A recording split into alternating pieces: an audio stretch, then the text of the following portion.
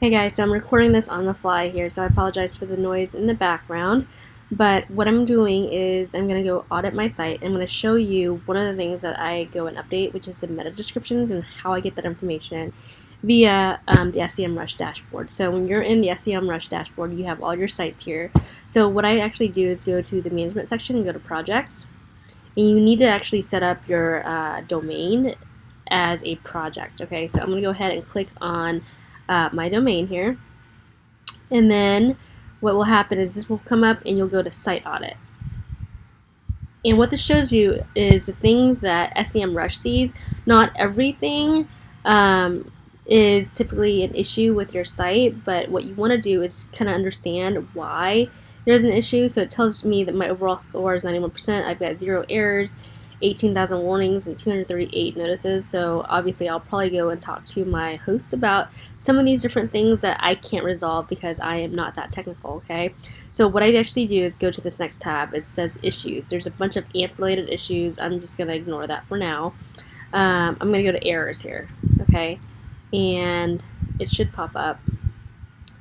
Oh, that was the errors. Okay, these are the warnings, and so this is the one that I was looking at, which is the meta descriptions, okay? It says 270 pages don't have meta descriptions, and there's 330 ones that have H1 title tags, and so on and so forth. What you can actually do is highlight it, and it tells you exactly what the issue is and how to fix that. So the meta description one is pretty easy to solve. So if I go ahead and go in and click on it, it takes me to the list of items that don't have meta descriptions. And what I can actually do is go ahead and click on this site, or I can actually export them all. So what I can do is highlight this and click on export, missing meta descriptions, and export it to an Excel file. So then when I'm done with that, what I'm actually going to do is I'm going to show you what I pulled out. So this, let's see here, this is the Excel file, and I highlighted the ones that I'm going to go fix.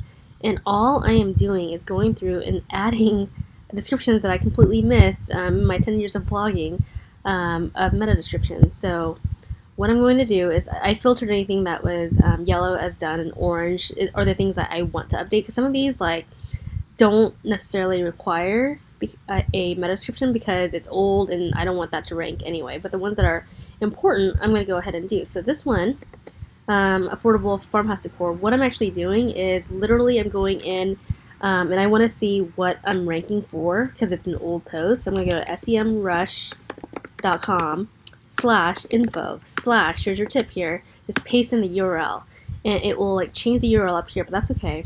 And it takes you to the organic research page, and it tells me what I'm ranking for. So here I can go in and click on view organic search trends, and it looks like I'm ranking for number 33 in Pottery Barn decorating blog. Well, I don't want to rank for that. Pottery Barn farmhouse. So what I can actually do is understand what I can incorporate into the description. So here I'm probably going to do affordable farmhouse decor. I'm ranked 43. There's only 140 people searching for it per month, and it has a pretty low competition rate. Okay, so affordable farmhouse decor. So then what I do is I go in and I click edit post, and I scroll all the way down to my Yoast plugin, which I've talked about previously. Here's the Yoast plugin, and the keyword I was going to rank for, can't remember which tabs, I got too many tabs open. Affordable, let me just write it down here. Affordable farmhouse decor. What's great about this is that, I mean, it's an old post. I can already see what I'm ranking for. This is the wrong word I was probably ranking for that Google's telling me because they want to rank me for this instead of what I actually wanted. And it makes sense for this post. I'm going to go in and I'm going to change this title. And remember, don't change the slug, just change the title. So I'm going to call it Affordable, Simple, and Affordable Farmhouse Decor. And I'm going to try to include it in this meta description too. Learn where you can find simple and affordable farmhouse decor to beautify your home. Find out all the sources that designers and pros use, And dot dot dot allows you to kind of like get people, it's like good copy to get people to turn to the next page, i.e. click to the next page. And one tip that I want to share with you is like if you suck at writing meta descriptions, here's my pro tip. If you have a, let's say, some bloggers that you follow that have really good content, like they're professional bloggers, and you not necessarily want to copy, but you want to learn how they format their content, a great way I do this, it's called Feedly, and then there is this tool called SEOBook. And what's really great is, let's say I'm going in and, okay, this is my mom's blog. I'm going to use this one. So let's say I'm writing about spring rolls, right? I can right click on here, copy link address, and this is in Feedly. Feedly is literally a RSS feeder. So like if I go to her blog, I can see all of her posts that she's had. If I go to my blog, I can see all the posts I've ever had. Like how amazing is that, right? So I can literally kind of see, like for SEO, like I can see all of the different posts. It's just basically a blog aggregator. So what you want to do is go into SEOBook, and there is this keyword density analyzer, and you see how it has this cooking with Lane on here. I pasted that in, hit submit, and then it tells me exactly what the meta description is, and what I can do is just copy and paste that into a document if I like the format of it, to kind of remind me of what types of like descriptions would make sense for my blog. And it's a great way to kind of just generate ideas, or at least get your copy and sales pitch going in your head. Okay, and so then what I'll do is I'll use this Excel sheet and do a comparison of all of the different meta descriptions, and literally all I'm doing is going in and doing that same flow. So I'm copying, I'm doing SEMRush.com/info/that post. I'm going in and saying, okay, what is this post about? This is about Google Drive. YNAB for Cloud Sync, that doesn't make sense. But I'll use this, I'll determine whether or not I want to use that keyword or not, and then I'll just go in and edit the post.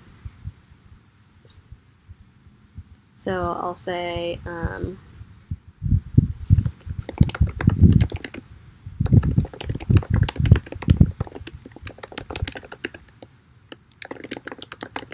there you go, and then I'll put in a description called learn how to use Dropbox and Google Drive efficiently as a mom so that you are organized on the go. And I would certainly write more. You can learn a few tips to manage your home. Okay, I hit update, and then I'm done. And that is, so that would be complete for the audit. Now to come full circle here, I'd highlight that yellow, and then in the audit itself, I would go in, and typically this is another audit here. Okay, so this one, I think this is it. You can tell, can't remember what this is, but in all of these different views, you can actually click on it, and once you're done, click on it and click on hide. And I don't know why SEMRush isn't doing it for me right now, but that's literally what you would do. And then it would disappear from that list, and the next time it recrawls, you should be able to not see that on your issues list. Again, the way that I went to the issues list is I went to projects, and then I went to my site, and then I pulled down the issues. And a lot of these, like, I can actually get done pretty easily. So I'm going to go ahead and click on this real quick. And sometimes it runs really slow, sometimes it runs really fast. Okay, alright, so then I can go into my warnings, and then click on this, export on the right. You can send it to Trello too. I use Trello for managing a lot of personal stuff, but I don't use it for my blog as much. So here, once I'm done, I can click on it and click on hide. Hide selected, and then I'm done. And so then the next time it checks, it shouldn't appear on this issues page. But you can go through and see how many warnings, errors, and notices that you have, and a lot of them like are way beyond me. So I at least try to fix the things that I can, and things that I know or have a feeling or a gut check that, hey, it is a pretty big issue. I'm going to have my host or I'll hire someone from Upwork to go look at it for me and resolve it, because oftentimes, 80% of what you do as a blogger and online content creator is based off of you planning, right, your keywords first and then creating the content. But this is like the other 20% that will help you drive traffic to your site via organic searches. Okay, so this is literally like once you've mastered keyword research and creating content and you're doing that like on a regular basis, this is the other 20% that will help boost your rankings. And so if you haven't figured out how to do keyword research yet, or you're not like consistently creating content, this should be last on your list. But if you've done all that and you now want to kind of boost your rankings up some more, this is something that you could consider as well. I hope that helps you. If you have any questions, feel free to leave a comment below. If you like tips like this, please subscribe to my channel, and if you already have, go ahead and click on the bell icon to get notifications whenever I upload new videos. Thanks guys, have a great day.